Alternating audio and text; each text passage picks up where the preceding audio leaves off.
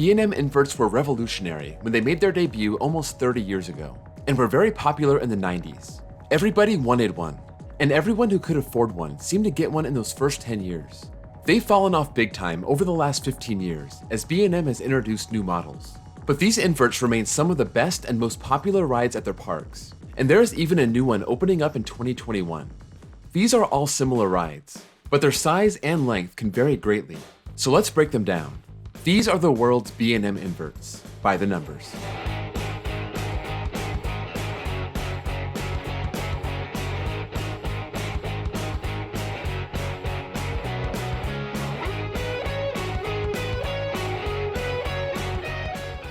Coming in 22nd place at 34 seconds is Flight Deck at California's Great America. This was their second installation, and their first that wasn't a Batman clone. It dates back to 1993, in the very early Paramount days of Great America. They didn't have a lot of space to work with, so that explains why it's the shortest invert in length, the second shortest in height, and the third slowest. Anyone who's ridden it knows how intense it is, so it's no surprise that it's all the way up at 14th in pacing. In 21st place at 36 seconds is Monster at Gronalund, the brand new for 2021 invert. Gronalund is basically a boardwalk park, so this has to be small. I'm surprised they even tried to go for a B&M invert. I based my ride time and pacing off the animation because that's all I had, and it's a respectable 17th in pacing. It's also 15th in height and 12th in speed, but ranks just ahead of Flight Deck for second to last in length. In 20th place at 37 seconds is the Batman the Ride clones. There are so many of these all over the world, and some may run faster than others. But I'm going to spare everyone the bore of micro-analyzing each one, and just pick one to represent the group. I chose the best one that I've ridden, Batman the Ride at Six Flags Over Georgia. At 17th in height and length, and 18th in speed, it's understandable, because this was the invert prototype. But everyone loves to talk about how intense old school B&M was, and Batman's second place finish in pacing backs that up. In 19th place with 40 seconds is Nemesis at Alton Towers. For anyone who doesn't know the deal with Alton Towers, they can't build above the tree line, so they built Nemesis into the ground. This was an amazing feat, but it does mean that it's going to be a smaller model. It's 18th in height and speed, and 20th in length. It's also 20th in pacing. Despite all this, it's considered maybe the best invert in the world, and it's all about the terrain and setting. In 18th place with 42 seconds is Black Mamba at Phantasialand. This is kind of in line with Nemesis in terms of setting. It has an indoor lift, and weaves in and out of its theming, which looks amazing. It is the shortest of the group, a couple feet shorter than Flight Deck, also the second slowest, but it's all the way up at 16th in length and 12th in pacing.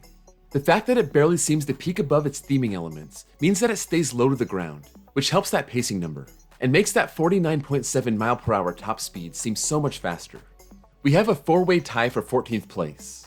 At 43 seconds, we have Afterburn at Carowinds, Great Bear at Hershey Park, Nemesis Inferno at Thorpe Park, and Patriot at Worlds of Fun.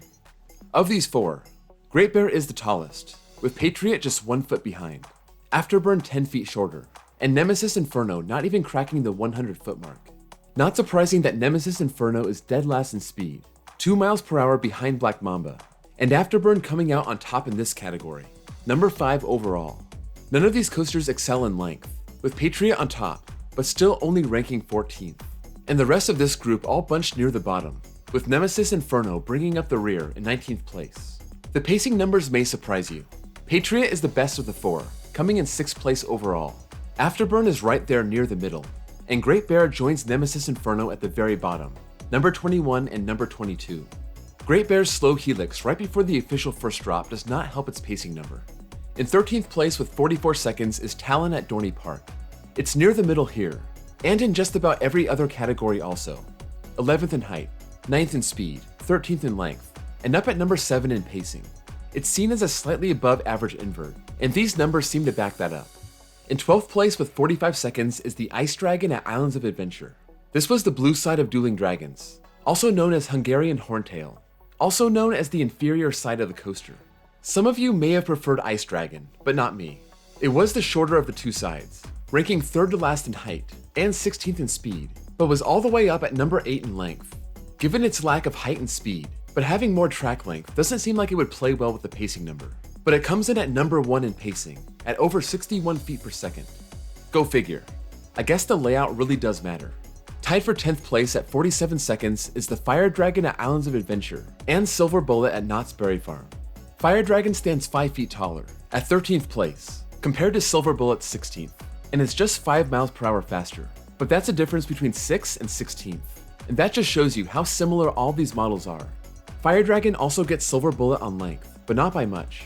These two rank 11th and 12th, and therefore, Fire Dragon beats Silver Bullet in pacing by about 3 feet per second, 9th place versus 16th place. Coming in 9th place at 15 seconds is Phaethon at Gyeongju World. It's one of the lesser talked about inverts, being in South Korea, but it's 3rd in height, 12th in speed, and 9th in length, so it's no small invert, packing in 6 inversions. It does fall behind a bit in pacing, ranking 13th. In 8th place with 52 seconds is Osiris at Park Asterix. This hits the same exact top speed as Phaethon, at 55.9 miles per hour, but it's about 16 feet shorter, and ranks 6th. It's also 10th in length, a mere 18 feet shorter than Phaethon, but it's all the way down at number 18 in pacing. In 7th place with 55 seconds is Katoon at Mirabilandia. This is one of the bigger inverts on the list. It ranks 5th in height and length, and 3rd in speed, and it manages to keep a good pacing number, coming in 4th place.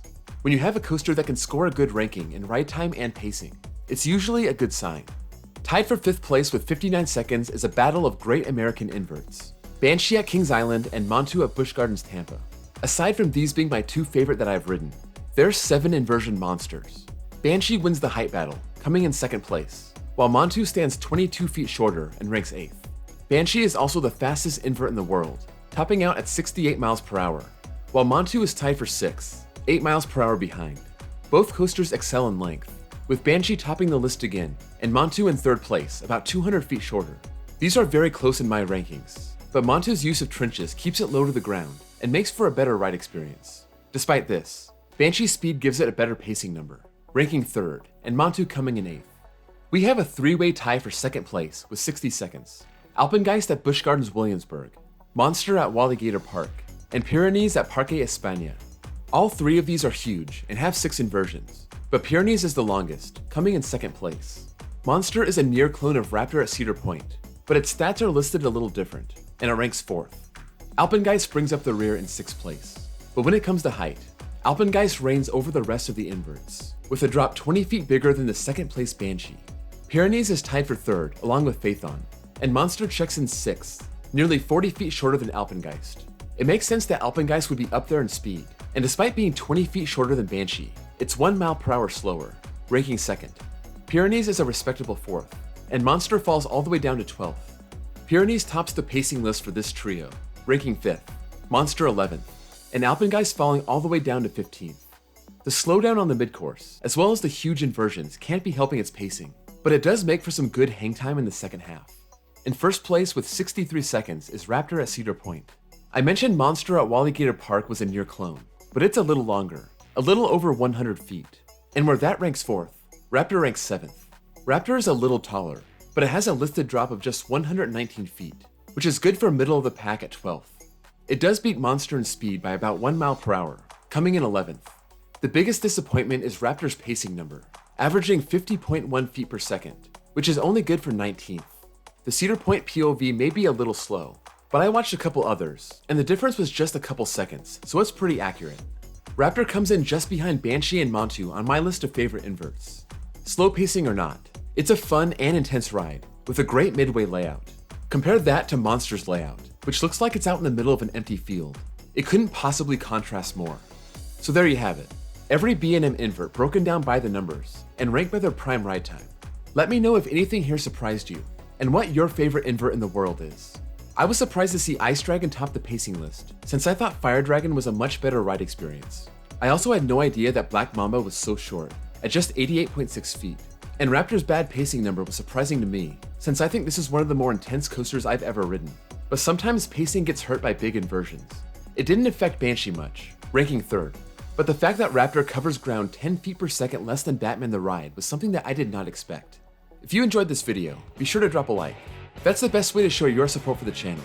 And if you're new here and love coasters, be sure to subscribe and check out my Prime Ride Time playlist for more videos that I've done in this format. Thank you all for watching, and I'll see you all next time.